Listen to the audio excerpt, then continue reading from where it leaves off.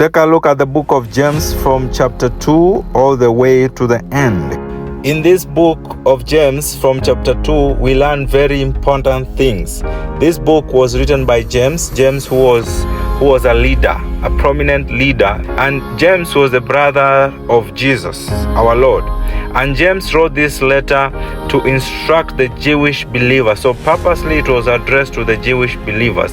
And this is one of the things that James wanted them to understand, is that in chapter 2, that God does not show partiality. It is not fair to give special attention to such kind of people who have money or who put on expensive clothes and expensive lifestyle, and to neglect the people or to rub off the people who are poor.